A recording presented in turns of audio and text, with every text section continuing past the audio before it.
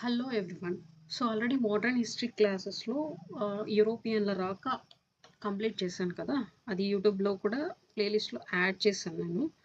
ఎవరైనా ఫస్ట్ చూడని వాళ్ళు ఉంటే ఆ వీడియో చూసిన తర్వాత ఈ టాపిక్ చూడండి. అప్పుడే మీకు ఒక క్లారిటీ అనేది ఉంటుంది. ప్లస్ ఆ టాపిక్ పైన కమాండ్ అనేది కూడా ఇలాగే అవుతుందన్నమాట.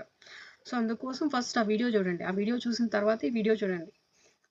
సో ఇప్పుడు వచ్చేసి నేను భారతదేశ ఆక్రమణల గురించి చెప్తున్నాను. సో మెయిన్ బ్రిటిష్ వాళ్ళు మన భారతదేశానికి వ్యాపారం కోసం వచ్చారు. సో ఇలా వ్యాపారం కోసం వచ్చి వీళ్ళ వ్యాపారాన్ని స్ప్రెడ్ చేయడం కోసం అలాగే కొన్ని ప్రాంతాలను కూడా అక్వైర్ చేసుకున్నారనమాట. అలా అక్వైర్ చేసుకున్న ప్రాంతాల్లో ఫస్ట్ ప్రాంతం ఏంటంటే ఈ కర్ణాటక అనమాట. ఫస్ట్ కర్ణాటకని అక్వైర్ చేసుకున్నారు. సో దీని తర్వాత వరుసగా ఈ బెంగాల్, మైసూర్, మరాఠా, సింధ్, పంజాబ్, ఆవాదులని ఆక్రమించుకున్నారనమాట. సో ఈ బ్రిటిష్ అంటే ఇంగ్లాండ్ వాళ్ళు, ఈ ఫ్రెంచ్ అంటే ఫ్రాన్స్ వాళ్ళు. సో ఇవి అప్పట్లో అగ్రరాజ్యాలు అనమాట. సో వీళ్ళిద్దరి మధ్య ఎప్పుడు కాంపిటీషన్ ఉండేది. సో అంతేకాకుండా వీళ్ళిద్దరూ ఎప్పుడు కూడా గొడవలు పడుతూ ఉండేవాళ్ళు. సో అవి కాస్త ఎలా అంటే యుద్ధాలకి దారి తీసాయి అనమాట. ఆ యుద్ధాలు ఏంటంటే ఈ కర్ణాటక యుద్ధాలు అనమాట. సో తమిళనాడులో ఈ కర్ణాటక అనే ప్రాంతం, సో ఈ తమిళనాడులో మొఘల్ సామ్రాజ్య అనంతరం ఈ ఆర్కట్ రాజధానిగా చేసుకుని ఈ ముస్లిం వాళ్ళు ఈ రా ఈ కర్ణాటకనే పాలిస్తునే వాళ్ళు అనమాట. సో ఆ కర్ణాటకనే అక్వైర్ చేసుకున్నారు ఫస్ట్ వీళ్ళు. సో ఈ రాజ్యంలోనే ఈ యుద్ధాలు జరిగాయి అనమాట. అవే ఈ కర్ణాటక యుద్ధాలు. సో ఫస్ట్ ఈ కర్ణాటక యుద్ధాల గురించి చూద్దాం. సో కర్ణాటక ఆక్రమణ లేదా ఆంగ్లో కర్ణాటక యుద్ధాలు. సో ఏదన్నా ఒకటే. సో ఇలా కూడా అంటారు. ఇది చూడండి, వీళ్ళు మనకి ఆల్రెడీ గత క్లాస్లో కూడా నేను చెప్పా. సో బ్రిటిష్ వాళ్ళు, ఫ్రెంచ్ వాళ్ళు వీళ్ళ పోటీని తట్టుకోలేక ఈ పోర్చుగీస్ వాళ్ళు, డచ్ వారు వెళ్ళిపోయారు ఫస్ట్. వీళ్ళు వెళ్ళిపోయిన తర్వాత ఇంకెవరు ఉంటారు? ఈ బ్రిటిష్ వాళ్ళు, ఈ ఫ్రెంచ్ వాళ్ళే కదా. సో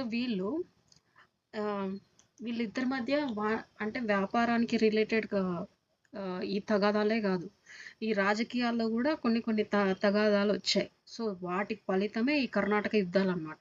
సో ఇలా వీళ్ళకి జరిగిన గొడవల వల్లే ఈ కర్ణాటక యుద్ధాలు జరిగాయి అన్నమాట. సో ఇందులో ఈ యుద్ధాలు 3 రకాలుగా విభజించారు. అవేంటంటే ఈ మొదటి కర్ణాటక యుద్ధం, రెండవ కర్ణాటక యుద్ధం, మూడవ కర్ణాటక యుద్ధం అని. ఈ టైం లైన్ కూడా ఇంపార్టెంటే, అది కూడా చూసుకోండి. సో ఈ మొదటి కర్ణాటక యుద్ధం 1744 నుంచి 48 వరకు. సో రెండవ కర్ణాటక యుద్ధం 1749 నుంచి 54 వరకు. మూడవ కర్ణాటక యుద్ధం 1756 నుంచి 63 వరకు. సో ఇది చూడండి, మొదటి కర్ణాటక యుద్ధం 1744 to 48 అంటే ఆల్మోస్ట్ ఒక 4 years జరిగింది. సో ఇదేమి చిన్నగా ఏదో యుద్ధం అనగానే 1 yearలో ఒక 6 monthsలో అయిపోయింది కాదు, 4 years చేశారు. సో అలాగే రెండవ కర్ణాటక యుద్ధం వచ్చేసి 49 to 54 అంటే ఒక 6 years. సో తర్వాత మూడవ కర్ణాటక యుద్ధం వచ్చేసి ఇది కూడా ఒక 7 years. సో ఇలా ఇన్ని ఇయర్స్ చేశారనమాట. ఫైనలీ ఇన్ని ఇయర్స్ గొడవలు పడ్డారు వీళ్ళిద్దరు. ఎవరు? ఫ్రెంచ్ వారు, ఈ బ్రిటిష్ వాళ్ళు. సో తర్వాత ఈ మూడవ కర్ణాటక యుద్ధం తర్వాత ఈ బ్రిటిష్ వాళ్ళు గెలిచారనమాట. అలా ఇంకా ఈ పోటీ నుంచి ఎవరు లేకుండా పోయారంటే ఈ ఫ్రెంచ్ వాళ్ళు లేకుండా వెళ్ళిపోయారు. సో ఇప్పుడు ఇంకా దక్షిణ భారతదేశాన్ని అంతా ఈ రాజకీయాల్లో కానీ సో వీళ్ళకి ఇంకా బలమైన శక్తి వచ్చేస్తుంది అనమాట. ఎవరికి? ఆంగ్లేయులకి. ఇంకా ఎవరు పోటీ లేరు కదా, వీళ్ళే ఇంకా అంతా అక్వైర్ చేసేసుకున్నారు ఇంకా. సో అలా మన దేశంలో వీళ్ళు అలా అక్వైర్ చేసుకునే వ్యాపారంతో స్టార్ట్ చేసి వీళ్ళ పరిపాలన, రాజకీయ వ్యవహారాల్లో అన్నిట్లోనూ ఎక్కువైపోయి వీళ్ళు మన భారతదేశాన్ని రూల్ చేసేసారు ఇంకా. సో అలా ఆ స్టోరీ అంతా ఇంకా కమింగ్ డేస్లో మనం తెలుసుకుంటాం. సో ఇప్పుడు వచ్చేసి ఈ కర్ణాటక యుద్ధానికి గల కారణాలు చూద్దాం ఫస్ట్. ఆంగ్లో వర్సెస్ ఫ్రెంచ్ అనమాట. సో వీళ్ళిద్దరికి ఈ కర్ణాటక యుద్ధం రావడానికి మెయిన్ రీజన్స్ ఏంటంటే ఈ దక్కన్లో రాజకీయ అనిశ్చితి. సో అంటే ఈ దక్కన్లో రాజకీయ ఫుల్ గ్రేస్ ఉండేదన్నమాట. సో ఇది మెయిన్ కారణం. ఎందుకంటే వీళ్ళిద్దరూ దీనికోసమే కదా, ఈ రాజకీయాల వల్లే. సో వీళ్ళు ఒకరి దాంట్లో వేరే వాళ్ళు తలదూర్చడం వల్ల ఈ గొడవలు స్టార్ట్ అయ్యాయి. సో అంతేకాకుండా యూరోప్‌లో ఆస్ట్రియా వారసత్వ సమస్య. సో ఆస్ట్రియా వారసత్వ యుద్ధాలు గూడా స్టార్ట్ అయ్యాయి. సో తీవ్రమైన వ్యాపార పోటీ అంటే కాంపిటీషన్ గూడా ఎక్కువైపోయింది. సో అంతేకాకుండా ఈ బ్రిటిష్, ఫ్రెంచ్ వాళ్ళకి ఎక్కువగా ఇంకా రాజ్య ఆకాంక్ష అంటే ఈ రాజ్యం వాళ్ళదే అన్నట్టు ఈ తీవ్రమైన కోరికలు ఎక్కువ పెరిగిపోయాయి. ఎవరికి? బ్రిటిష్ వాళ్ళకి, ఫ్రెంచ్ వాళ్ళకి. సో ఇవి మెయిన్ రీజన్స్ ఈ కర్ణాటక యుద్ధాలు జరగడానికి. సో ఇప్పుడు ఫస్ట్ ఈ ఆక్రమణ ఎలా జరిగిందో చూద్దాం. ఈ యుద్ధాలు సో ఈ ఆంగ్లో ఫ్రెంచ్ కంపెనీలు భారతదేశంలో స్థానిక పాలకులతో కలిసి చేశారనమాట. ఆ యుద్ధాలే కర్ణాటక యుద్ధాలు. సో ఈ కర్ణాటక ప్రాంతము ఈ మొఘల్ సామ్రాజ్యంలో ఒక అంతర్భాగమే. సో దీన్ని ఈ మొఘల్ చక్రవర్తియే ఈ కర్ణాటక నవాబుని నియమిస్తాడనమాట. సో వాళ్ళే పరిపాలించేవాళ్ళు. అలా నియమించిన నవాబే కర్ణాటకని పాలించేవాడనమాట. సో ఈ ఔరంగజేబ్ మరణించిన తర్వాత ఈ మొఘలులచే నియమింపబడిన కర్ణాటక నవాబ్ ఎవరంటే ఈ సాదుతుల్లా ఖాన్. సో ఇతని నేమ్ గుర్తుపెట్టుకోండి. మెయిన్ క్యారెక్టర్ అనమాట ఇప్పుడు మన స్టోరీలో.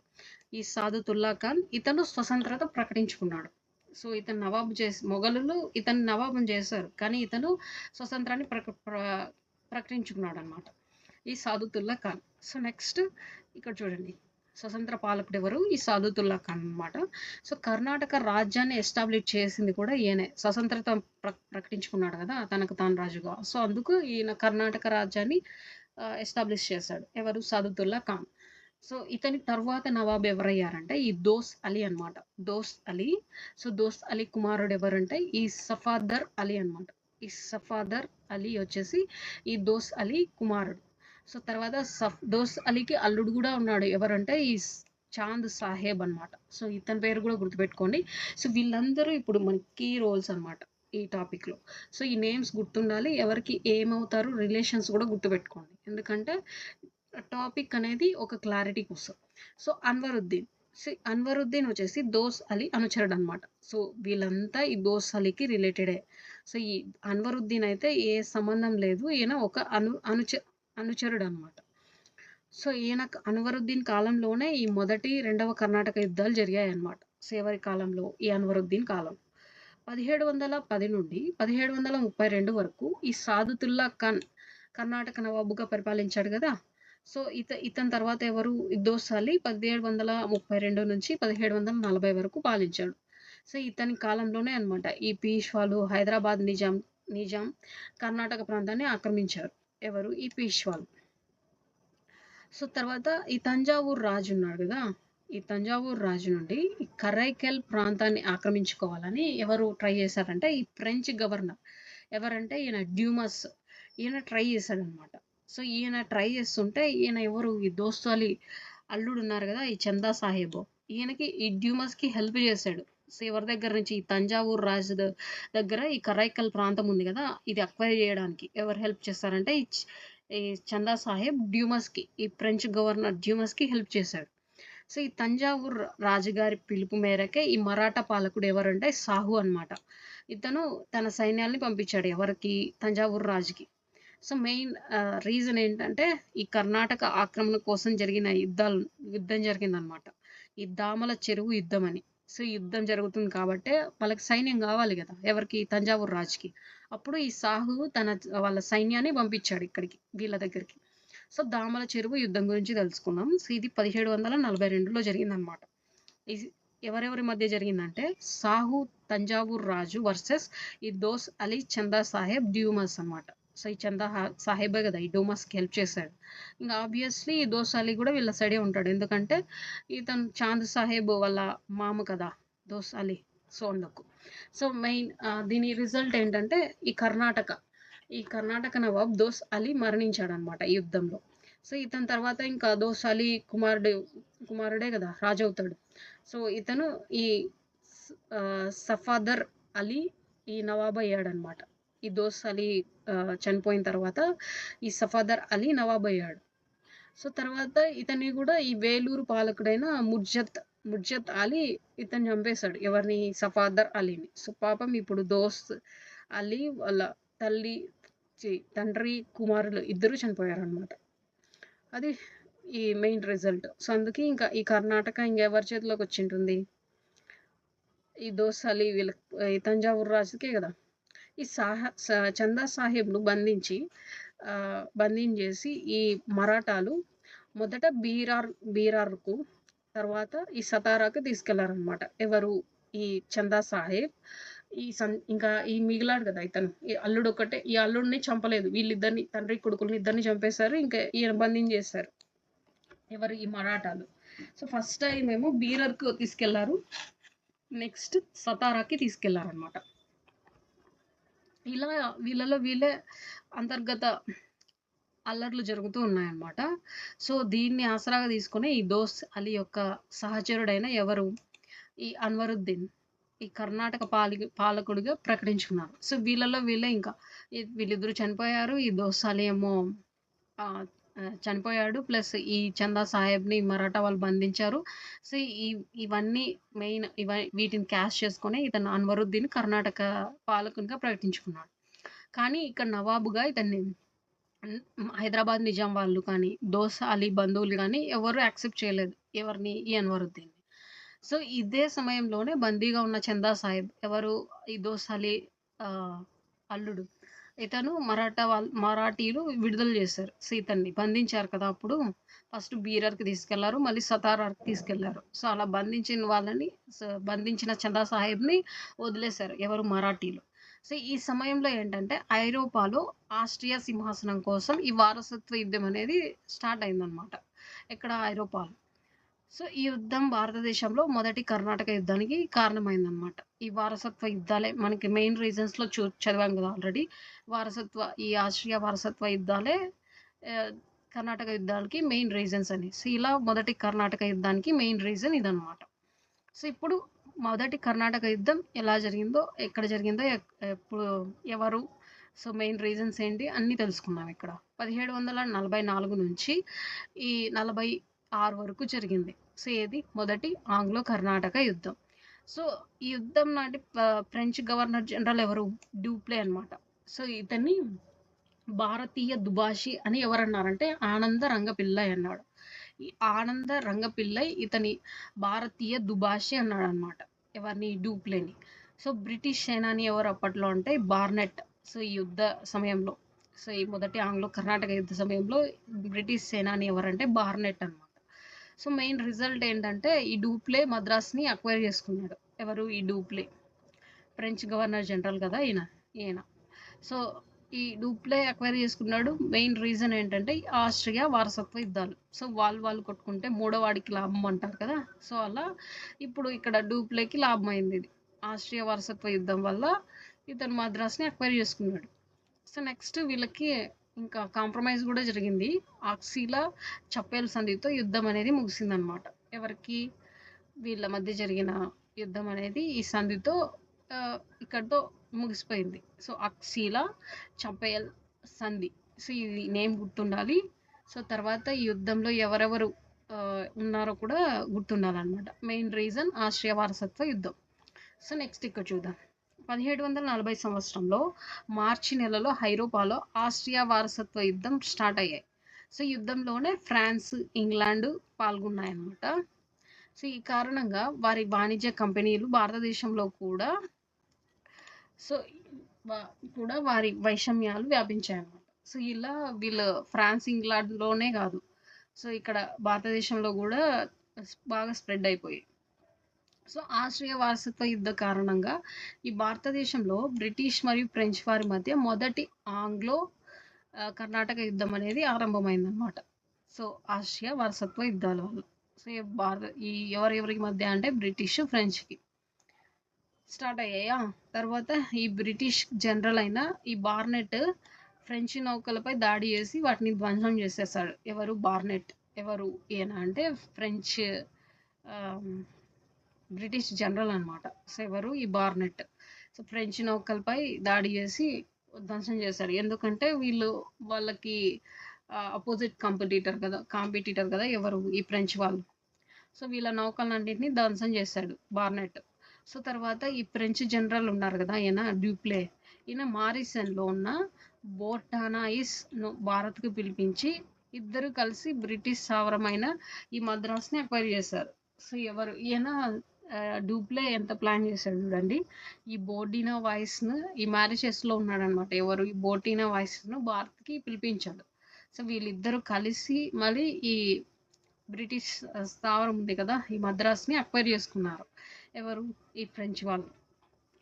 సో కానీ ఈ బోర్డినాయిస్ లంచం తీసుకొని ఈ మద్రాస్ని బ్రిటిష్ వాళ్ళకి మళ్ళీ తిరిగి అప్పగించేశారు. మళ్ళీ తిరిగి అప్పగించి మారిషస్కి వెళ్ళిపోయాడు. సో ఇతను చూడు, ఇతను హెల్ప్ తీసుకొని మద్రాస్ని అక్వైర్ చేస్తే ఇతను మళ్ళీ లంచం తీసుకొని వీళ్ళతో బ్రిటిష్ వాళ్ళతో మళ్ళీ మారిషస్కి వెళ్ళిపోయాడు అనమాట. ఎవరు? బోర్డినాయిస్. సో అప్పుడు ఫ్రెంచ్ జనరల్ డ్యూప్లే ఈ కర్ణాటక నవాబు అన్వరుద్దీన్ సహాయంతో మద్రాస్ని తిరిగి పొందాడు అనమాట. ఈ ఫ్రెంచ్ గవర్నర్ మళ్ళీ ఈ ఫ్రెంచ్ జనరల్ ఏం చేశాడంటే ఇంకా ఊరికే ఉండలేదు. మద్రాస్ వెళ్ళిపోయిందని అయ్యో తీసుకెళ్లారని బాధపడుతూ కూర్చోలేదు. మళ్ళీ ఎవరి హెల్ప్ తీసుకున్నాడంటే ఈ అన్వరుద్దీన్ హెల్ప్ తీసుకున్నాడు. సో అలా హెల్ప్ తీసుకొని మద్రాస్ని మళ్ళీ అక్వైర్ చేసుకున్నాడు. ఎవరు? ఈ ఫ్రెంచ్ జనరల్ డ్యూప్లే అనమాట. సో దీనికంటే ముందు డ్యూప్లే అన్వరుద్దీన్ మధ్య ఒక ఒప్పందం కూడా జరిగింది. అదేంటంటే దీని ప్రకారం మద్రాసును ఆక్రమించిన తర్వాత దీనిని అన్వరుద్దీన్ ఆధీనంలో ఉంచాలి అని. సో ఈ డ్యూప్లేకి అన్వరుద్దీన్కి ఒక ఒప్పందం కుదిరిందనమాట. దేనికంటే దీని ప్రకారమే మద్రాసును ఆక్రమించేసి దీన్ని అన్వరుద్దీన్ ఆధీనంలో ఉంచారు. అంటే ఈ మద్రాస్కి నవాబుగా ఈ అన్వరుద్దీన్ ఉంచాలనేసి. కానీ ఈ డ్యూప్లే ఏం చేస్తాడంటే మద్రాస్ని అన్వరుద్దీన్ ఆధీనంలో ఉంచటకి ఒప్పుకోలేదన్నమాట. సో అప్పుడేమో ఒప్పందం చేసుకున్నాడు, కానీ మళ్ళీ ఇప్పుడు దానికి ఆపోజిట్గా మాట్లాడుతున్నాడు. సో ఎవరు? ఈ డ్యూప్లే. సో దీంతో అన్వరుద్దీన్కి తను అనుకున్నది జరగలేదు కదా. సో ఇతను మద్రాస్ నాకు అప్పగిస్తాడు అనుకుంటే ఏంటి ఇలా చేశాడని ఒక డిమాండ్ చేశాడు, కంపల్సరిగా ఇవ్వాలనేసి మద్రాస్ని. సో దానికోసం హెచ్చరిస్తూ 10,000 మంది సైనికులను మద్రాస్ వైపు పంపాడనమాట. ఎవరు? ఈ అన్వరుద్దీన్. సో ఈ డ్యూప్లే కెప్టెన్ ప్యారడైజ్ నేతృత్వంలో 500 మంది సైనికులను కర్ణాటక వైపు పంపారనమాట. సారీ, అవుట్ సైడ్ నాకు చాలా డిస్టర్బెన్స్గా ఉంది. ఒక 5 minutes. సో ఇలా డ్యూప్లే కెప్టెన్ ప్యారడైజ్ నేతృత్వంలో 500 మంది సైనికుల్ని కర్ణాటక వైపు పంపాడనమాట. సో ఇలా అంటే ఇప్పుడు అన్వరుద్దీన్ ఈ డ్యూప్లే అన్వరుద్దీన్కి మాట ఇచ్చాడు కదా, సో ఇలా మద్రాస్ ఇస్తాననేసి. సో ఈ మాట పైన లేడు కాబట్టి ఈ అన్వరుద్దీన్కి కోపం వచ్చి తన డిమాండ్లు పూర్తి చేయాలనేసి దీనికి ఈ డ్యూప్లేని హెచ్చరిస్తూ ఈ 10,000 మంది సైనికుల్ని మద్రాస్ వైపు పంపించాడు. సో ఈ డ్యూప్లే ఏం చేశాడంటే మళ్ళీ ఇక్కడ 500 మంది సైనికుల్ని కర్ణాటక వైపు పంపాడు అనమాట. సో అలా వీళ్ళిద్దరి మధ్య యుద్ధం జరిగింది. ఆ యుద్ధం ఏంటంటే ఈ శాంతోమ్ లేదా అడయార్ యుద్ధం అని అంటారు. సో ఇది ఎప్పుడు జరిగిందంటే 1748లో జరిగిందనమాట. సో ఇక్కడ ఈ యుద్ధంలో వచ్చేసి అన్వరుద్దీన్ సైనికులు ఓడిపోయారు. సో అన్వరుద్దీన్ ఓడిపోయినట్టే ఇంకా. సో ఈ మొదటి కర్ణాటక యుద్ధంలో భాగంగా జరిగిన యుద్ధమే ఈ శాంతోమ్ ఆర్ అడయార్ యుద్ధం అని పిలుస్తారు. సో శాంతోమ్ అన్న అడయార్ అన్న ఒకటే, ఇది డిఫరెంట్ నేమ్స్ అని అనుకోవద్దండి, సేమ్ రెండు ఒకటే, ఎలాగైనా అంటారు. సో ఈ కర్ణాటక రాజ్యం కొరకు జరిగిన వారసత్వ యుద్ధాలలో సో ఈ బ్రిటిష్ వారికి మద్దతుగా వెళ్ళింది ఎవరంటే అన్వరుద్దీన్ అనమాట. సో ఈ దోస్ అలీ అనుచరుడు ఇతను. సో నెక్స్ట్ ఈ ఫ్రెంచ్ వాళ్ళకి మద్దతుగా పోయింది చాంద్ సాహెబ్, ఈ దోస్ అలీ అల్లుడు అనమాట. సో చెప్పాం కదా వీళ్ళు ఒకే రాజ్యంలో ఉన్న ఇతను ఎవరు? దోసాలి అల్లుడు కదా, ఇతను అనుచరుడు. సో ఎందుకు వెళ్ళారంటే వీళ్ళు ఇతను వెళ్ళిపోయిన తర్వాత, ఈ దోసాలి చనిపోయిన తర్వాత అన్వరుద్దీనే ఇతనను తాను రాజుగా ప్రకటించుకున్నాడు అక్కడ. సో అప్పుడు ఆ టైంలో చంద్ సాహెబు మరాఠా వాళ్ళ బంధించారు కదా, సో అప్పుడు మళ్ళీ ఆ టైంలోనే విడుదలయ్యాడు. సో అలా ప్రకటించుకున్నప్పుడే. సో ఆబ్వియస్లీ ఇతని మద్దతు ఇంకా ఇతను ఆపోజిట్ వాళ్ళకే కదా మద్దతు చెప్తాడు ఈ చాంద్ సాహెబ్. సో అందుకే బ్రిటిష్ వాళ్ళకి అన్వరుద్దీన్ మద్దతుగా ఉంటే ఈ ఫ్రెంచ్ వాళ్ళకి చాంద్ సాహెబ్ మద్దతుగా ఉన్నాడు అనమాట. సో ఈ అడయార్ యుద్ధంలో గెలిచింది ఎవరంటే ఫ్రెంచ్ పక్షం. చాంద్ సాహెబ్ డ్యూప్లే గెలిచారు. ఎవరు? ఈ ఫ్రెంచ్ పక్షం ఉన్న చాంద్ సాహెబ్ డ్యూప్లే. ఓడిపోయింది ఎవరంటే ఈ బార్నెట్ అన్వరుద్దీన్. ఈ బార్నెట్ ఓడిపోయారు అన్వరుద్దీన్. సో బార్నెట్ ఎవరు? ఈ బ్రిటిష్ జనరల్ కదా, ఈయన బార్నెట్. సో వీళ్ళు ఓడిపోయారనమాట. సో తొలిసారిగా యూరోపియన్ సేనలు భారతీయ రాజులను ఓడించాయి. సో ఫస్ట్ టైం ఈ యూరోపియన్లు ఈ భారతీయ రాజుల్ని ఓడించాయన్నమాట. సో నెక్స్ట్ 1748లో అక్సలా చపెల్ ఈ ఫ్రాన్స్లో ఒక పట్టణం అనమాట ఇది అక్సలా చపెల్. ఈ ఒప్పందం ప్రకారమే యూరోప్ ఆస్ట్రియా వారసత్వ యుద్ధాలు అంతమయ్యాయి అన్నమాట. సో అంటే ఇక్కడితో ముగిసిపోయాయి. సో దీనితో భారతదేశంలో కూడా మొదటి ఆంగ్లో కర్ణాటక యుద్ధం అనేది అంతమైపోయింది. సో అలా ఈ ఒప్పందం ప్రకారం మద్రాస్ మళ్ళీ తిరిగి బ్రిటిష్ వాళ్ళకి ఇచ్చేసారనమాట. సో ఈ బ్రిటిష్ వాళ్ళకే ఇచ్చేసారు. సో ఈ ఒప్పందం వల్ల సో ఒకవేళ ఈ అగ్రిమెంట్ చేసుకోకపోతే ఇది ఫ్రెంచ్ వాళ్ళ దగ్గరే ఉండేది. కానీ ఇలా ఈ ఒప్పందం చేసుకోవడం వల్ల బ్రిటిష్ వాళ్ళకి ఇచ్చేసారు ఏది ఈ మద్రాస్ ప్రాంతాన్ని. సో నెక్స్ట్ రెండవ ఆంగ్లో కర్ణాటక యుద్ధం 1749 1754 అనమాట. సో దీనికి మెయిన్ రీజన్ ఏంటంటే వారసత్వ తగాదాలు. సో ఎవరి మధ్య జరిగాయి? హైదరాబాద్ కర్ణాటక రాజ్యాలు. సో ఇలా మన దేశంలో మనమే కొట్టుకుంటూ ఉంటే మూడో వాళ్ళకి లాభం అనమాట. అలా అయిపోయింది. సో ఈ బ్రిటిష్ వాళ్ళు మద్దతు తెలిపింది ఎవరికంటే నాజర్ జంగ్ హైదరాబాద్ అనమాట. ఈ అన్వరుద్దీన్కి కర్ణాటక. సో నాజర్ జంగ్కి కర్ణాటక. సో నాజర్ జంగ్ హైదరాబాద్ యొక్క నవాబ్ అనమాట. Anwaruddin Karnataka Nawab. So versus French వారికి మద్దతు తెలిపింది ఎవరు? ముజాఫర్ జంగ్ హైదరాబాద్ నవాబు, ఈ చాంద్ సాహెబ్ కర్ణాటక నవాబు. సో వీళ్ళిద్దరికి మధ్య జరిగిందే ఈ రెండవ ఆంగ్లో కర్ణాటక యుద్ధం అనమాట. ఎప్పటి నుంచి ఎప్పటి వరకు అంటే 1749 నుంచి 1754 వరకు. సో ఈ టైం కూడా గుర్తుపెట్టుకోండి. సో ఈ మొదటి కర్ణాటక యుద్ధంలో ఫ్రెంచ్ వారు సాధించిన విజయాలు డూప్లేలో రాజ్యాకాంక్షను ప్రేరేపించాయన్నమాట. ఫస్ట్ వీళ్ళు గెలిచారు కదా ఫ్రెంచ్ వాళ్ళు, ఇంకా నెక్స్ట్ టైం కూడా మేమే గెలుస్తామనే ఇంకా ఓవర్ కాన్ఫిడెన్స్ వీళ్ళలో ఉందన్నమాట. సో అందుకనే ఈయనకి ఎక్కువ రాజ్యాకాంక్ష కూడా పెరిగిపోయింది డూప్లేకి. సో బ్రిటిష్ వాళ్ళు పలుకుబడి తగ్గించడానికే ఈ స్థానిక రాజ్యాల అంతరంగిక విషయాల్లో జోక్యం చేసుకోవడం చేశారు. వీళ్ళు స్టార్ట్ చేశారనమాట. 1748లో హైదరాబాద్ నవాబు నిజాం ఉల్ ముల్క్ అసఫ్ జాహీ మరణించాడు. ఎవరు? హైదరాబాద్ నవాబు. ఇతను మరణించాడు అనమాట. ఇతను మరణించిన తర్వాత ఈ నాజర్ జంగ్ హైదరాబాద్ నవాబ్ అయ్యాడు. సో ఈ నాజర్ జంగ్. సో ఇతని వ్యతిరేక ఎవరంటే ముజాఫర్ జంగ్ అనమాట. సో ఈయనకి వ్యతిరేకం. నాజర్ జంగ్ హైదరాబాద్ నవాబ్ అవ్వడానికి ఈయనకి ఇష్టం లేదు. ఎవరికి? ముజాఫర్ జంగ్కి. సో ఈ కర్ణాటకలో అయితే అన్వరుద్దీన్ యొక్క వ్యతిరేకి ఎవరు? ఈ చందా సాహెబే కదా. సో ఎందుకు అంటే ఈ అన్వరుద్దీన్ ఈ దోసాలి అనుచరుడు.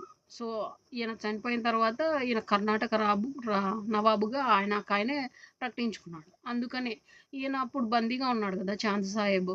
మళ్ళీ వచ్చిన తర్వాత ఈయనకి రాజ్యం కావాలి కదా.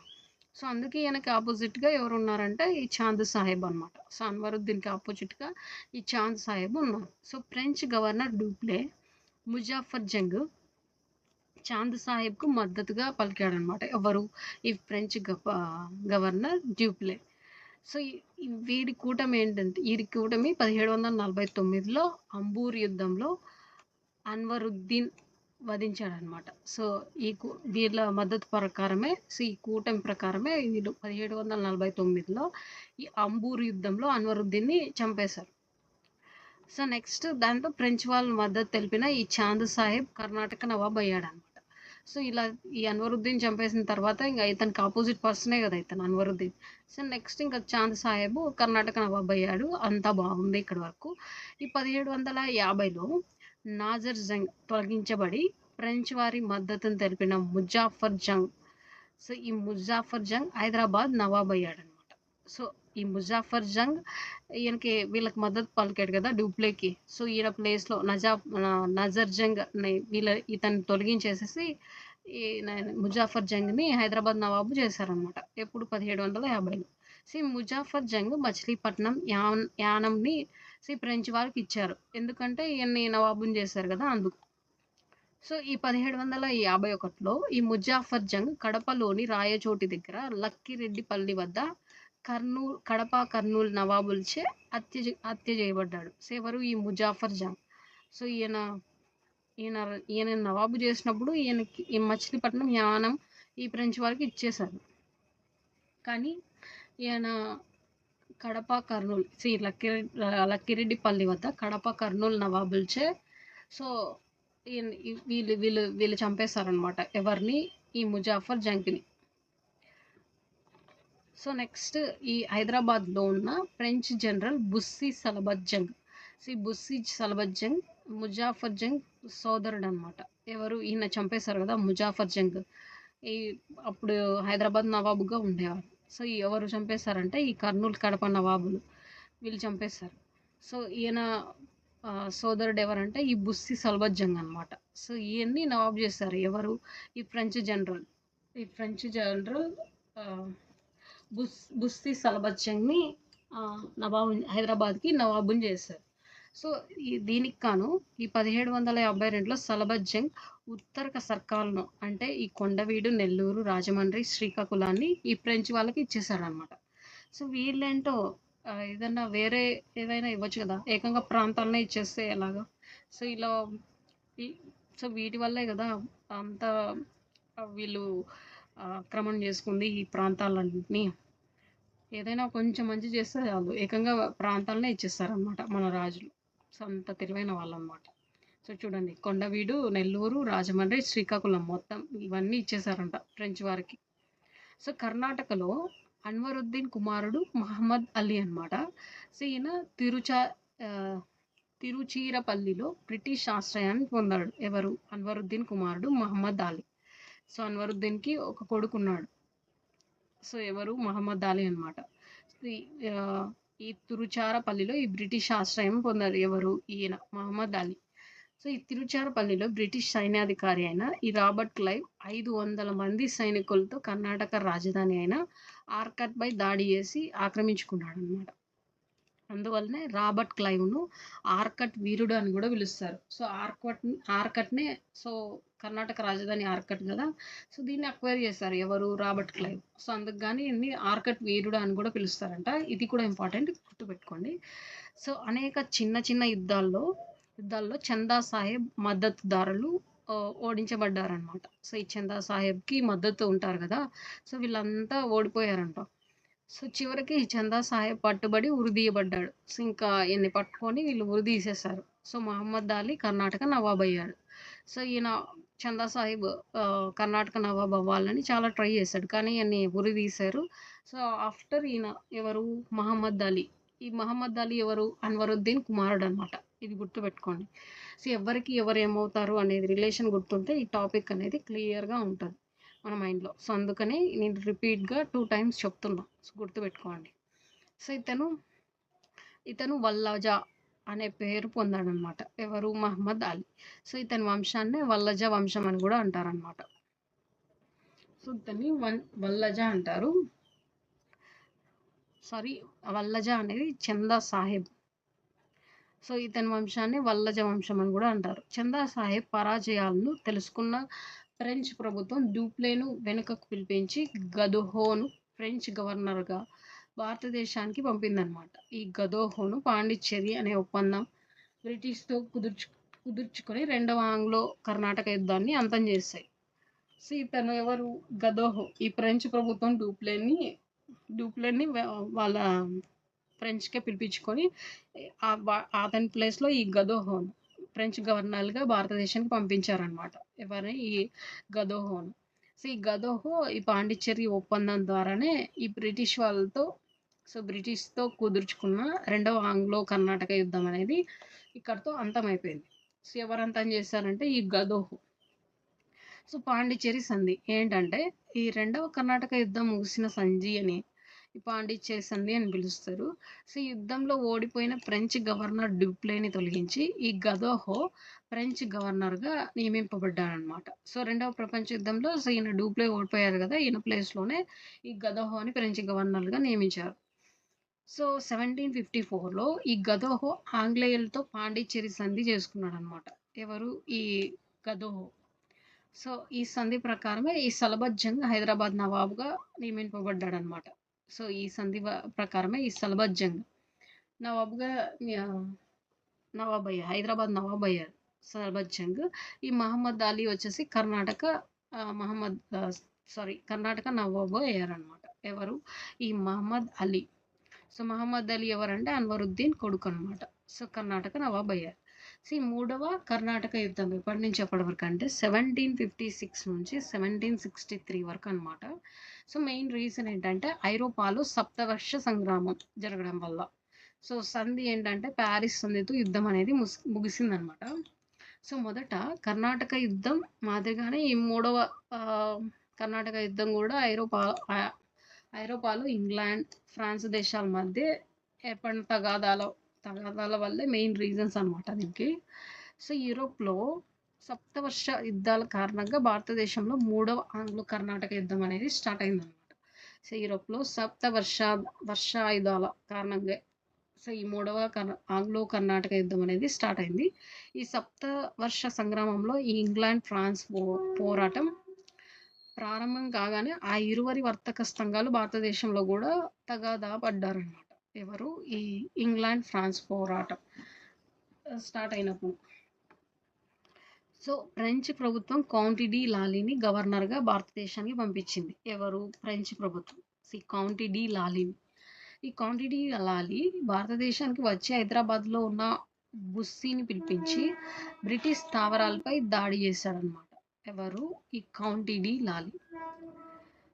సో 1760లో మందవాసి యుద్ధంలో ఈ బ్రిటిష్ జనరల్ సర్ అయ్యర్ కుట్ తర్వాత ఫ్రెంచ్ జనరల్ కౌంట్ డి లాలీని బుస్సీలను ఓడించి ఖైదీలుగా పట్టుకున్నారు. సో ఈ యుద్ధంలోనే ఫ్రెంచ్ వాళ్ళు భారతదేశంలో పూర్తిగా ఆధిపత్యాన్ని కోల్పోయారనమాట. ఎవరు? ఫ్రెంచ్ వాళ్ళు. సో తర్వాత ఈ 1763లో ప్యారిస్ ఒప్పందం అనేది, ఈ ప్యారిస్ ఒప్పందంతో సప్తవర్ష యుద్ధాలు యూరోప్లో అనేది అంతమయ్యాయి అన్నమాట. సో ఈ సంధి వల్ల, ప్యారిస్ ఒప్పందం వల్ల ఈ సప్తవర్ష యుద్ధాలు యూరోప్లో అంతమైపోయాయి. 1763 ప్యారిస్. సో ఇవి గుర్తుండాలి, ప్యారిస్ ఒప్పందం. సో దీని ప్రకారమే భారతదేశంలో కూడా మూడవ ఆంగ్లో కర్ణాటక యుద్ధం అంతమైపోయింది. సో ఫ్రెంచ్ వారు కేవలం పాండిచ్చేరికి మాత్రమే పరిమితం అయిపోయారు. సో భారత్లో ఫ్రెంచ్ వారిని తుదిముట్టించిన యుద్ధం ఏంటంటే ఈ మందవాసి యుద్ధం అనమాట. 1760లో జరిగింది. సో ఫ్రెంచ్ వారిని తుదిముట్టించిన యుద్ధం మందవాసి యుద్ధం. సో కర్ణాటక నవాబు మహమ్మద్ అలీ మద్రాసులోని చపక్ భవంతిలో విశ్రాంతి పొందుతూ పాలనా బాధ్యతలు బ్రిటిష్ వాళ్ళకి అప్పగించారనమాట. ఎవరు? ఈ కర్ణాటక నవాబు మహమ్మద్ అలీ. సో మొదటి కర్ణాటక యుద్ధాలు ఎప్పటి నుంచి ఎప్పటి వరకు జరిగాయి, దానికి రీజన్ ఏంటి, దానికి ముగింపు ఎలా పలికారు అనేసి ఈ చిన్న టేబుల్లో చూద్దాం. సో మొదటి కర్ణాటక యుద్ధం అనేది 1744 నుంచి 48 వరకు జరిగింది. సో ఈ ఆస్ట్రియా వారసత్వ యుద్ధాలు మెయిన్ రీజన్స్ అనమాట. ఎక్సిలా చపెల్ సంధి 1748లో ఫ్రాన్స్ పట్టణంలో జరిగింది. సో నెక్స్ట్ వచ్చేసి ఈ రెండవ కర్ణాటక యుద్ధం 1749 నుంచి 54 వరకు. సో దక్షిణ భారతదేశంలో వారసత్వ కారణాల వల్ల ఈ రెండవ కర్ణాటక యుద్ధం అనేది స్టార్ట్ అయింది. సో మెయిన్ దేంతో ముగిసిందంటే ఈ పాండిచ్చేరి సంధితో ముగిసిందనమాట 1754. సో ఇయర్స్ కూడా గుర్తుండాలి. సో మూడవ కర్ణాటక యుద్ధం 1756 నుంచి 63 వరకు. సో యూరోప్లోని సప్తవర్ష యుద్ధాల కారణంగా ఈ పారిస్ జలసంధి 1763లో జరిగి ముగిసిపోయిందనమాట ఈ మూడవ కర్ణాటక యుద్ధం. సో ప్రాంతీయ ఆక్రమణలు. సో ఇప్పుడు ప్రాంతాల వారిగా అక్వైర్ చేసుకున్నారు కదా ఈ బ్రిటిష్ వాళ్ళు. సో ఏవేవి అక్వైర్ చేసుకున్నారో చూద్దాం. సో భారతదేశంలో బ్రిటిష్ వారి అధికారాన్ని స్థాపించిన తొలి రాష్ట్రం ఏంటంటే ఈ బెంగాలే అనమాట. సో బెంగాల్ బ్రిటిష్ అధికారి స్థాపకుడు ఎవరంటే రాబర్ట్ క్లైవ్. సో బెంగాల్ ఆక్రమణ 1764. ఇయర్ గుర్తుండాలి, బెంగాల్ ఆక్రమణ. సో భారతదేశాన్ని మొఘల్ చక్రవర్తి షాజహాన్ పరిపాలించే రోజుల్లో ఇంగ్లీష్ ఈస్ట్ ఇండియా కంపెనీ తన వర్తక స్థావరాలను బెంగాల్లో స్థాపించింది అనమాట. సో ఈ బెంగాల్ సుబాలోనే వర్తక స్థావరాలు ఎలా ఉంటాయంటే హ్యూగ్లీ, ఎక్కడ ఉంటాయంటే హుగ్లీ, కాశీ బంజార్, ఒరిస్సాలోని బాలాసోర్, హరిహరాపురం. సో ఇవి బెంగాల్ సుబాలో మెయిన్ వర్తక స్థావరాలు అనమాట. సో క్రీస్తు శకం 1651 సంవత్సరంలో 3000 రూపాయలు మొఘల్ చక్రవర్తి షాజహాన్కి చెల్లించి రాజధానిని పన్ను లేకుండా అనుమతి పొందాడనమాట. సో ఆంగ్లేయులు సన్మతి పొందింది ఎవరంటే ఆంగ్లేయులు, ఈస్ట్ ఇండియా కంపెనీ. సో క్రీస్తు శకం 1672లో ఔరంగజేబు బెంగాల్ గవర్నర్ షైస్తా ఖాన్ వీరికి దిగుమతి పన్ను విధించాడనమాట. ఎవరు? ఈ షైస్తా ఖాన్. ఔరంగజేబు క్రీస్తు శకం 1672 ఔరంగజేబ్ బెంగాల్ గవర్నర్ ఈ షైస్తా ఖాన్ వీరికి దిగుమతి పన్ను అనేది విధించారు. సో నెక్స్ట్ వీరు చెల్లించడానికి నిరాకరించారనమాట. సో ఇలా కంపెనీ అధికారులు షైస్తా ఖాన్ నిర్బంధించాడు. సో కంపెనీ అధికారులను ఈ షైస్తా ఖాన్ నిర్బంధించాడు. సో దీనికి వ్యతిరేకంగా ఆంగ్లేయులు బెంగాల్లో విధ్వంసం సృష్టించారనమాట. సో దీనికి వ్యతిరేకంగానే సో ఆంగ్లేయ అధికారులు చర్యలు తీవ్రంగా పరిగణించి ఔరంగజేబ్ని చర్యలు చేపట్టేలా వారి వ్యాపారాలను స్తంభింపజేయడంతో ఈ ఆంగ్లేయులు చక్రవర్తిని కలిసి క్షమాపణను అడిగి సంధి చేసుకున్నాడు అనమాట. సో నెక్స్ట్ వచ్చేసి 1700 నాటికి ఈ చక్రవర్తి అనుమతితో కలకత్తాను పొంది పోర్ట్ విలియం కోటను కట్టుకున్నారనమాట.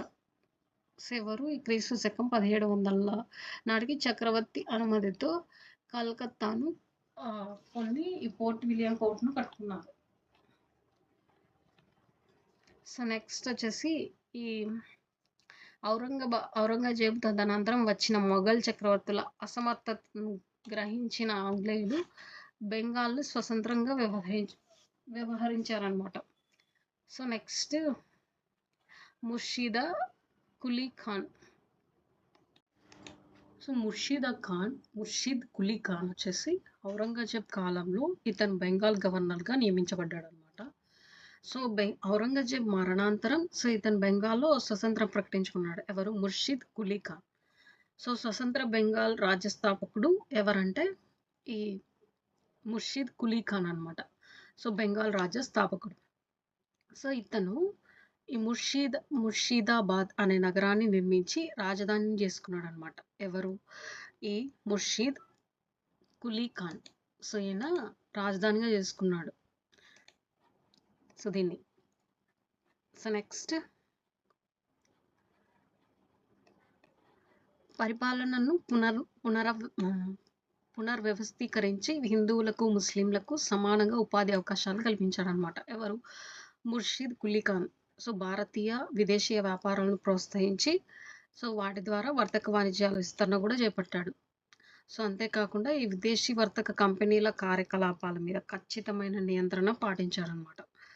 సో అలాగే ఈ ఔరంగజేబు 1691లో ఈ ఫరూక్ సియర్ 1717లో జారీ చేసిన ఫర్మానాలు ఉంటాయి కదా. సో వీటి ద్వారా ఈస్ట్ ఇండియా కంపెనీ సమకూర్చిన ప్రత్యేక హక్కులను ఈ కంపెనీ ఉద్యోగులు దుర్వినియోగపరచకుండా నివారించాడు అనమాట. ఎవరు? ముర్షిద్ కులీ ఖాన్. సో వీళ్ళు ఫర్మానాలు రిలీజ్ చేశారు కదా ఈ ఔరంగజేబు, ఫరూక్ సియర్.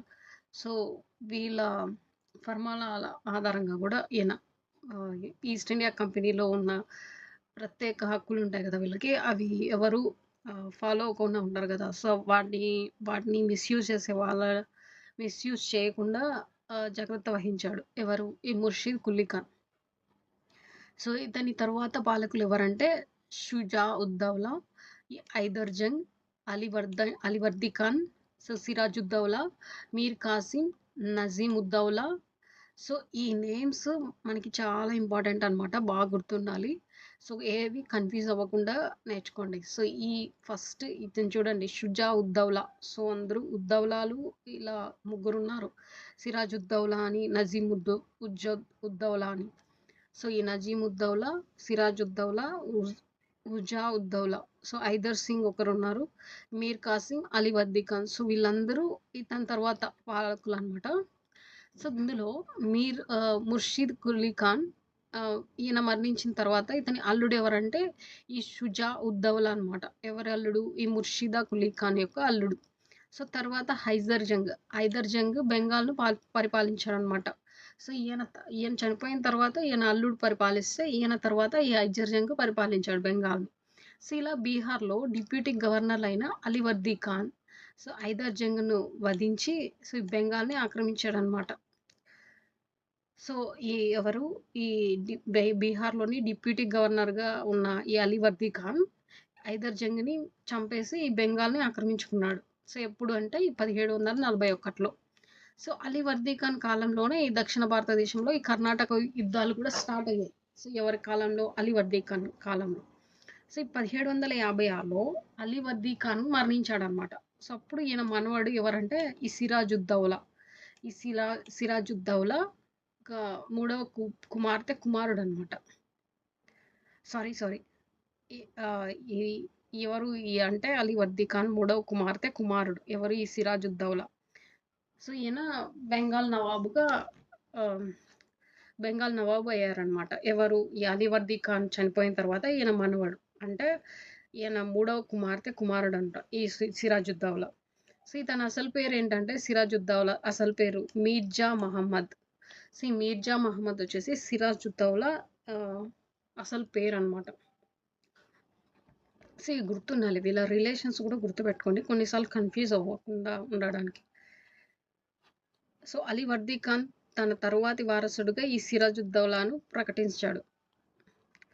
సో, ఈయన మనవడు గదా! ఎంతైనా అందుకు. సో, ఇతని పట్టాభిషేకంను బ్రిటిష్ వారు బహిష్కరించారనమాట. So, the last independent Nawab of Bengal. So, బెంగాల్‌కి ఇంకా లాస్ట్ ఇండిపెండెంట్ ఆహ్, బెంగాల్ అనమాట.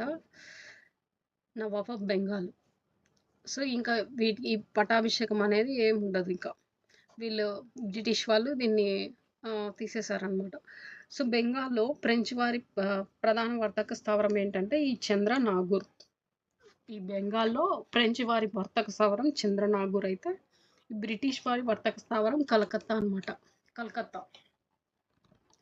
ఇవి గూడా గుర్తుండాలి. వీళ్ళ ప్రధాన వర్తక స్థావరాలు బెంగాల్‌లో అంటే ఫ్రెంచ్ వాళ్ళదైతే చంద్రనాగూరు, బ్రిటిష్ వాళ్ళదైతే కలకత్తా.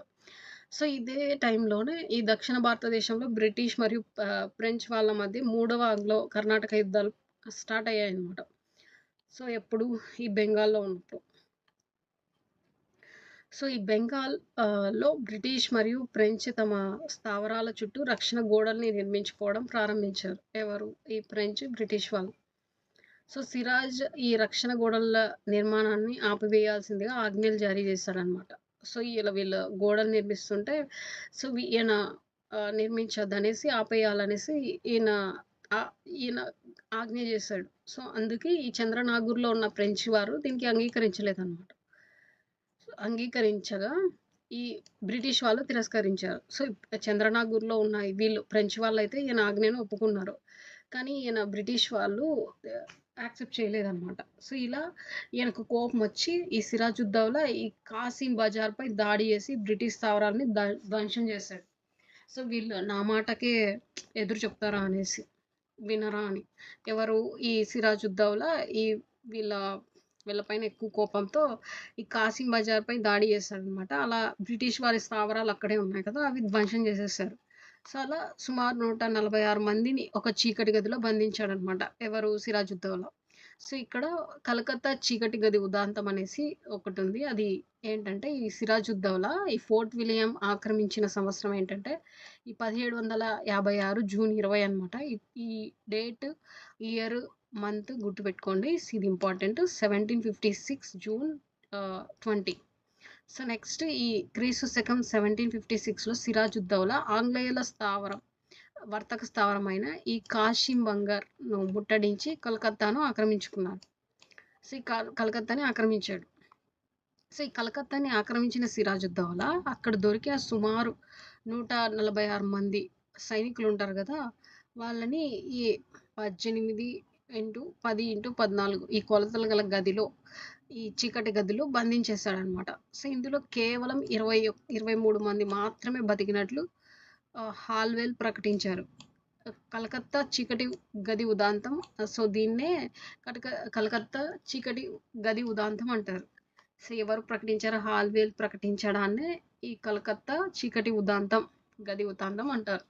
సో, ఈ ఈ కలకత్తా ఆక్రమణ తర్వాత సిరాజుద్దౌలా కలకత్తాకి ఒక పేరు పెట్టారనమాట. దీనికి ఏం పేరంటే అలీ సాగర్ అని. సో, కలకత్తాకు నియమించిన పాలకుడు ఎవరంటే మాణిక్ చంద్. సో, కలకత్తాకి మాణిక్ చంద్‌ని నియమించాడు. సో బ్రిటిష్ సేనాని రాబర్ట్ క్లైవ్ మాణిక్ చంద్కు బహుమానాలు ఇచ్చి కలకత్తాను మళ్ళీ ఆక్రమించుకున్నాడనమాట. ఎవరు? Robert Clive. సో తదుపరి క్రీస్తు శకం 1757లో ఫిబ్రవరి 9వ తేదీన ఈ సిరాజుద్దౌలా బ్రిటిష్ వారితో అలీనగర్ సంధిని చేసుకున్నాడు. ఎవరు? ఈ సిరాజుద్దౌలా. సో అంతవరకు వారు ఆధీనంలో ఉన్న ప్రాంతాలన్నిటిపై వారి హక్కు గుర్తించాడనమాట. సో తర్వాత అలీనగర్ సంధిని ఉల్లంఘిస్తూ ఈ రాబర్ట్ క్లైవ్ ఫ్రెంచ్ వర్తక స్థావరం చంద్రనాగోర్ను ముట్టడించాడనమాట. సో దీనికి అలీగర్ సంధి ఈ అలీనగర్ సంధిని ఒప్పుకోలేదు ఎవరు? ఈ రాబర్ట్ క్లైవ్. సో కాగా ఈ ఫ్రెంచ్ వాళ్ళ వర్తక స్థావరం ఉంది కదా, ఈ చంద్రనాగోర్ని దీనిపై ముట్టడించాడు ఎవరు? Robert Clive. సో ఈ ముట్టడిలో ఓడిపోయిన ఫ్రెంచ్ వారికి సిరాజుద్దౌలా ఆశ్రయం ఇచ్చాడనమాట. సో ఇలా వీళ్ళు ఓడిపోయారనమాట. ఇలా ఎవరు? రాబర్ట్ క్లైవ్ దాడి చేశారు కదా వీళ్ళపైన, ఫ్రెంచ్ వర్తక స్థావరం చంద్రనాగోర్ పైన. సో దీంట్లో ఓడిపోయారు కదా ఫ్రెంచ్ వాళ్ళు, వీళ్ళకి ఈ సిరాజుద్దౌలా ఆశ్రయం ఇచ్చాడనమాట. సో నెక్స్ట్ ప్లాసీ యుద్ధం. సో ఇది ఎప్పుడు జరిగిందంటే 1757 జూన్ 23న జరిగింది. ఎవరి మధ్య జరిగింది? ఈ సిరాజుద్దౌలా రాబర్ట్ క్లైవ్ల మధ్య జరిగింది. సో పైన స్టోరీ విన్నాం కదా. సో ఇప్పుడు ఇంకొక స్టోరీ దీని కింద ప్లాసీ యుద్ధం గురించి. సో యుద్ధంలో రాబర్ట్ క్లైవ్కు మద్దతు తెలిపిన కుట్రదారులు ఎవరంటే ఈ మీర్ జాఫర్. సో మీర్ జాఫర్ సిరాజ్ యొక్క సైన్యాధ్యక్షుడు అనమాట. సో ఈయన్ని మీర్ బక్షి అని అంటారు. సో అమీన్ చంద్ వచ్చేసి వ్యాపారి అనమాట. సో ఇతను మధ్యవర్తి, సో మిడిల్ పర్సన్. ఇతను జగత్ సేట్ వచ్చేసి బెంగాల్లో అత్యంత ధనికుడు అనమాట. ఎవరు? జగత్ సేట్. రాయ్ దుర్లభ్ కదీం ఖాన్ వచ్చేసి సిరాజ్ యొక్క సైనిక అధికారులు అనమాట. సో ఈ మీర్ జాఫర్ కుమారుడు అనమాట. ఎవరు? ఈ మిరాన్. సో మాణిక్ చంద్ ఈ కలకత్తా ఇన్ఛార్జ్ అనమాట. ఎవరు? మాణిక్ చంద్. సో ఈ నేమ్స్ అన్నీ గుర్తుండాలి.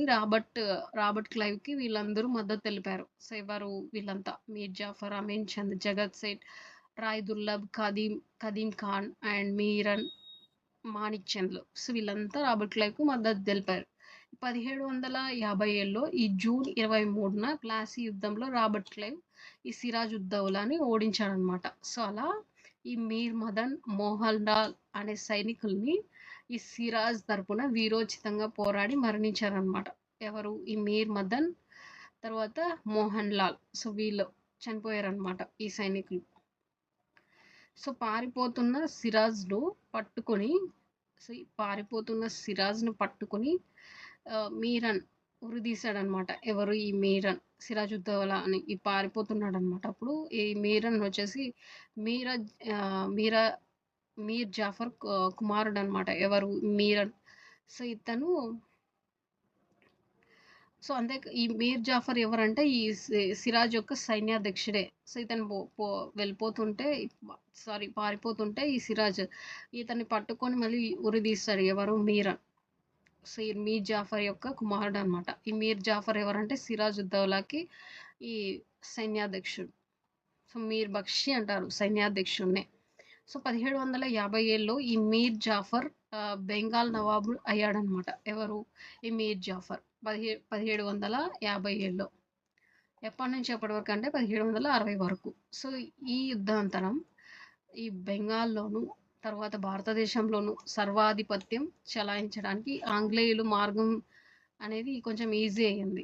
సో ఈ యుద్ధ నష్టపరిహారం కింద 177 లక్షలు కలకత్తా సమీపంలో 24 పరగణాలు తర్వాత ఈ 177 లక్షలు ఈస్ట్ ఇండియా కంపెనీకి వచ్చాయన్నమాట. సో ఈ యుద్ధ నష్టపరిహారం ప్రకారం సో వీళ్ళకి 177 లక్షలు ప్లస్ కలకత్తా సమీపంలో ఉన్న 24 పరాగణాలు. సో ఇవి ఈస్ట్ ఇండియా కంపెనీకే వచ్చాయి. సో ఈస్ట్ ఇండియా కంపెనీ మొదటిసారిగా 1757లో కోల్కత్తాలో టంకశాలని తెరిచిందనమాట. సో తర్వాత తన అధికారాలను పెద్ద మొత్తంలో జీతాలు ఇవ్వడం కూడా స్టార్ట్ చేసింది. అంతేకాకుండా సో ముఖ్యంగా ప్లాసీ యుద్ధంతో ఈ భారతదేశంలో బ్రిటిష్ వారి ఆర్థిక దోపిడీ అనేది పెద్ద ఎత్తున స్టార్ట్ అయిపోయింది. సో, ఈ క్రీస్తు శకం 1760లో ఈ ఆంగ్లేయులచే మీర్ జాఫర్ తొలగించబడి అతని స్థానంలో మీర్ కాసిం బెంగాల్ నవాబ్‌గా నియమించబడ్డాడనమాట. ఎవరిచే అంటే ఈ ఆంగ్లేయులచే మీర్ జాఫర్ అనేవాడిని తీసేశారు. సో, ఆయన ప్లేస్‌లో మీర్ కాసింని బెంగాల్ నవాబుగా చేశారు. ఎవరు ఆంగ్లేయులు. సో, వీళ్ళు ఎలా అంటే వీళ్ళు మన భారతదేశం రాజులతో బాగా ఆడుకున్నారనమాట చెప్పాలంటే ఆంగ్లేయులు. సో, కృతజ్ఞతగా మీర్ కాసిం ఏం చేశాడంటే ఆంగ్లేయులకు ఈ ప్రాంతాలన్నీ ఇచ్చేశాడు. చూడు ఇవన్నీ ఇవ్వడం అవసరమా వీళ్ళకి? బూర్చాన్ ఇది ఏవేవి ఇచ్చారంటే బుర్ద్వాన్, మిడ్నాపూర్ మరియు చిట్టగాంగ్ జిల్లాలు. సో, వీళ్ళు ఏదైనా బహుమాన రూపంలో ఇచ్చున్నా అది ఇన్ ఫ్యూచర్‌లో ఎఫెక్ట్ అయ్యేది కాదు. కానీ వీళ్ళు ఏకంగా భూములు ఇవ్వడం వల్లే వీళ్ళ అధికారం అనేది ఎక్కువగా స్ప్రెడ్ అయిపోయింది కదా! ఆంగ్లేయులకి. అందుకన్నారనమాట అలా. సో, మిడ్నాపూర్ మరియు చిట్టగాంగ్ ఈ జిల్లాల్ని ఈ మీర్ కాసిం ఆంగ్లేయులకి ఇచ్చేశాడు. సో, ఇది బుర్దాన్, మిడ్నాపూర్ మరియు చిట్టగాంగ్ జిల్లాలు. సో, ఈ నేమ్స్ గుర్తుండాలి. సో, మీర్ కాసిం బెంగాల్ రాజధానిని ఈ ముర్షిదాబాద్ నుండి మాంగీర్‌కు మార్చాడనమాట. ఎవరు? మీర్ కాసిం. బెంగాల్ రాజధానిని ఈ ముర్షిదాబాద్ నుంచి మాంగీర్‌కి మార్చాడు. సో, ఇలా 1760లో రాబర్ట్ క్లైవ్ ఇంగ్లాండ్ దేశానికి వెళ్ళిన తర్వాత సో, కొంతకాలం హల్వేల్ గవర్నర్‌గా పనిచేశాడనమాట. సో, ఎవరు? ఈయన రాబర్ట్ క్లైవ్ ఇంగ్లాండ్‌కెళ్ళిపోయాడు. తర్వాత ఈ హాల్వేల్ గవర్నర్‌గా పనిచేశాడనమాట. సో, ఈయన తదనంతరమే ఈ వాన్ సిట్టాల్ట్ బెంగాల్ గవర్నర్‌గా పనిచేశాడనమాట. వాన్ సిట్టార్ట్. సో, క్రీస్తు శకం ఈ 1763లో ఆంగ్లేయులు మీర్ కాసింను బెంగాల్ నవాబ్‌గా తొలగించారనమాట. ఎవరు? ఈ 1763లో ఆంగ్లేయులు మీర్ కాసింని బెంగాల్ నవాబుగా తొలగించారు. సో, చూడండి వీళ్ళే నియమించారు. మళ్ళీ వీళ్ళే తొలగిస్తున్నారు. సో, తదుపరి ఆంగ్లేయులచే బెంగాల్ నవాబుగా మీర్ జాఫర్‌ని సో, మళ్ళీ మీర్ జాఫర్‌ని ప్రకటించారు. సో, భారతదేశంలో బ్రిటిష్ సామ్రాజ్య స్థాపనకు పునాది వేసిన యుద్ధం వచ్చేసి ఈ ప్లాసీ యుద్ధమే అనమాట. సామ్రాజ్య స్థాపనకి వీళ్ళు మెయిన్ ఇక్కడే అనమాట. వీళ్ళే పునాది వేసింది. సో, ప్లాసీ యుద్ధం అనమాట ఇది. సో, తూర్పు ఇండియా కంపెనీ ఒక రాజకీయ శక్తిగా రూపొందించుటకు పునాది వేసిన యుద్ధం ఏంటంటే ఈ ప్లాసీ యుద్ధమే. సో, ఒక రాజకీయ శక్తిగా రూపొందించడానికి. సో, ప్లాసీ యుద్ధం విజయం ఏంటంటే ఇంగ్లీష్ జాతికే గర్వకారం అని పేర్కొన్నాడు. ఎవరు? డ్రీరల్ వాట్సన్. డ్రీమరల్ వాట్సన్.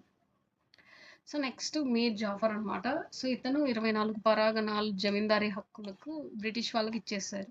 మీర్ జాఫర్ 1760 నాటికే ఈ బెంగాల్ ఖజానా ఖాళీ అయిపోయింది. సో, అలా మీర్ జాఫర్ బహుమానాలు ఇచ్చుటకు నిరాకరించాడనమాట. సో, భారతదేశంలో బ్రిటన్‌కు సంపద తరలిపోవడం మీర్ జాఫర్ కాలం నుండే ప్రారంభమైందనమాట. సో, ఇతన్ని తొలగించి ఇతని అల్లుడైన మీర్ కాసింని బెంగాల్ నవాబుని చేశారు. సో, ఆంగ్లేయులు మీర్ కాసింని బెంగాల్ నవాబ్‌గా ప్రకటించడం 1760లో 60వ విప్లవంలో ప్రసిద్ధికెక్కింది. ఈ మీర్ కాసిం గురించి చూద్దాం. సో, ఈ బెంగాల్ నవాబుగా ప్రకటించిన వెంటనే ఈ మీర్ కాసిం 3 ప్రాంతాలను బ్రిటిష్ వారికి ఇచ్చారనమాట. అవేంటంటే ఈ మిడ్నాపూర్, చిట్టగాంగ్, రుద్వాన్. సో, ఇవొచ్చేసి బ్రిటిష్ వాళ్ళకి ఇచ్చారు. సో, మీర్ కాసిం సమర్థుడైన పాలకుడు ఎవరంటే సో, ఈ మీర్ కాసిం సమర్థుడైన పాలకుడనమాట. సో, ఇతను బ్రిటిష్ జోక్యం పరిపాలనలో ఉండకూడదని తన రాజధానిని ముర్షిదాబాద్ నుంచి మాంగీర్‌కి మార్చాడనమాట. సో, ఇతను సమర్థవంతమైన పాలకుడు. ప్లస్ ఇలా రాజధానిని ముర్షిదాబాద్ నుంచి మాంగీర్‌కి మార్చాడనమాట. సో, బెంగాల్ వర్తకులు ఎవరన్నాను సుంకాలు చెల్లించవలసిన అవసరం లేదు అని ప్రకటించడంతో ఈ మీర్ కాసిం బ్రిటిష్ వారి మధ్య వివాదాలు ప్రారంభమయ్యాయన్నమాట. సో, మీర్ కాసిం బ్రిటిష్ వాళ్ళకి సో, చిన్న యుద్ధాల్లో ఈ మీర్ కాసిం ఓటమి పాలై ఆవాద్‌కు పారిపోయాడు. సో, మీర్ కాసిం ఆవాద్‌కి వెళ్ళిపోయాడనమాట. సో, 1763లో ఈ మీర్ జాఫర్ మరలా బెంగాల్ నవాబ్‌గా నియమించబడ్డాడనమాట. ఇలా మీర్ కాసిం అవధ్ పాలకుడైన గజు ఉద్దౌలాతో ఈ మొఘల్ చక్రవర్తి అయిన రెండవ షా అలాంతో బ్రిటిష్కు వ్యతిరేకంగా ఒక కూటమిని ఏర్పాటు చేశారనమాట. సో బ్రిటిష్కి వ్యతిరేకంగా ఎవరు మీర్ కాసిం అవధ్ పాలకుడైన షుజా ఉద్దౌలా, సో మొఘల్ చక్రవర్తి అయిన రెండవ షా ఆలం, సో వీళ్ళు వ్యతిరేకంగా, సో బ్రిటిష్ వాళ్ళకి వ్యతిరేకంగా వీళ్ళంతా ఒక కూటమైపోయారు. సో 1764లో బ్రిటిష్ జనరల్ మాన్రో ఈ కూటమికి ఈ బస్సార్ యుద్ధంలో ఓడించాడనమాట. దీంతో బెంగాల్, పశ్చిమ బెంగాల్, బీహార్, ఒరిస్సా సో పూర్తిగా బ్రిటిష్ ఆధీనంలోకి వచ్చాయన్నమాట. సో ప్లాసీ యుద్ధం తర్వాత బెంగాల్ నవాబు దర్బార్లో రెసిడెంట్గా నియమించబడిన ఇంగ్లీష్ అధికారి ఎవరంటే ల్యూక్ స్మాస్టన్. సో ఈ ల్యూక్ శాంప్స్టన్. సో బస్సార్ యుద్ధం, సో ఇది క్రీస్తు శకం 1764లో 22/10 అనమాట. ఈ టైంలో జరిగింది. సో బీహార్ రాష్ట్రం నందు గల నగరం ఏంటంటే బస్తర్. సో మీర్ కాసిం కూటమిని ఆవాది నవాబు షుజా ఉద్దౌలా, మొఘల్ చక్రవర్తి రెండవ షా ఆలం, సో మీర్ కాసిం కూటమి, అవాద్ నవాబ్ గజా ఉద్దౌలా, మొఘల్ చక్రవర్తి రెండవ షా ఆలం. సో బ్రిటిష్ వారికి క్రీస్తు శకం 1764లో ఈ బస్సార్ యుద్ధం అనేది జరిగిందనమాట. సో ఓడిపోయింది ఎవరంటే మీర్ కాసిం అనే అతను ఓడిపోయాడు. సో ఈ బస్సార్ యుద్ధం బ్రిటిష్ సైన్యానికి నాయకత్వం వహించింది ఎవరంటే సర్ హెక్టర్ మన్రో. సో ఈ ఆంగ్లేయులు బెంగాల్కు వాస్తవ పాలకులుగా మార్చిన యుద్ధం కూడా ఇదే అనమాట, బస్సార్ యుద్ధం. సో నెక్స్ట్ అలహాబాద్ సంధి క్రీస్తు శకం 1785. సో బస్సార్ యుద్ధంలో ఓడిపోయి ఈ గజా ఉద్దౌలా రెండవ షా ఆలం బ్రిటిష్ వారితో రాబర్ట్ క్లైవ్ అనమాట. సో అలహాబాద్ సంధి కుదుర్చుకున్నారు. సో ఎవరు ఈ షుజా ఉద్దౌలా రెండవ షా ఆలం అనమాట. సో ఈ సంధి ప్రకారమే ఈ ఒరిస్సా, బెంగాల్, బీహార్లో దివానీ హక్కులు రెండవ షా ఆలం ఈ ఆంగ్లేయుల సొంతం చేశాడు. సో ఇలా బక్సార్ యుద్ధ కాలంలో ఈ బెంగాల్ గవర్నర్ వచ్చేసి నాన్సీ టర్డ్. సో బస్సార్ యుద్ధ అనంతరం ఈ బెంగాల్ నవాబు వజీం ఉద్ ఔలా ఈ బెంగాల్కి నవాబ్ అయ్యారనమాట. సో ఈ వజీం ఉద్ ఔలా గురించి, సో ఇతను మీర్ జాఫర్ మరణం తర్వాత ఇతని కుమారుడిని నవాబ్గా ప్రకటించారు. సో మీర్ జాఫర్ ఇతని మరణం తర్వాత సో నవాబు ద్వంద్వ ప్రభుత్వ వ్యవస్థ కాలంలో ఆంగ్లేయులకి కీలుబొమ్మగా మారాడనమాట. ఎవరు? ఈ వజీం ఉద్ ఔలా. సో ఆంగ్లేయులు ఇతనికి భరణం ఇచ్చి స్వయం పాలన చేపట్టారు. సో ఇతనికి భరణం ఇచ్చేసి వీళ్ళే స్వయంగా పరిపాలించారనమాట ఆంగ్లేయులు. సో ఇలా 1772లో బెంగాల్ నవాబు వజీం ఉద్ ఔలాకు 6 లక్షల భరణం ఇచ్చి బెంగాల్లో ఈస్ట్ ఇండియా కంపెనీ ప్రత్యక్ష పాలన నెలకొల్పిన బెంగాల్ గవర్నర్ ఎవరంటే ఈ వారెన్ హెస్టింగ్స్ అనమాట. సో 6 లక్షలు ఇచ్చి దానికి ఇంకా మొత్తం ఈ బెంగాల్ గవర్నర్ ఎవరు? వారెన్ హెస్టింగ్స్ ఈ ఈస్ట్ ఇండియా కంపెనీ ప్రత్యక్షంగా ఇంకా అక్కడ పాలన చేశాడు. ఇంకా డైరెక్ట్గా అంటే ఎవరి ప్రమేయం లేకుండా ఇంకా ఆయనకి డబ్బులు ఇచ్చేసి ఇంకా ఈయనే అంతా చూసుకున్నారనమాట. సో ఈ 1765లో అలహాబాద్ ఒప్పందం తర్వాత ఈ రాబర్ట్ క్లైవ్ బెంగాల్లో ద్వంద్వ ప్రభుత్వం ప్రవేశపెట్టాడనమాట. ఎవరు? ఈ రాబర్ట్ క్లైవ్ ఈ అలహాబాద్ ఒప్పందం చేసుకున్నారు కదా.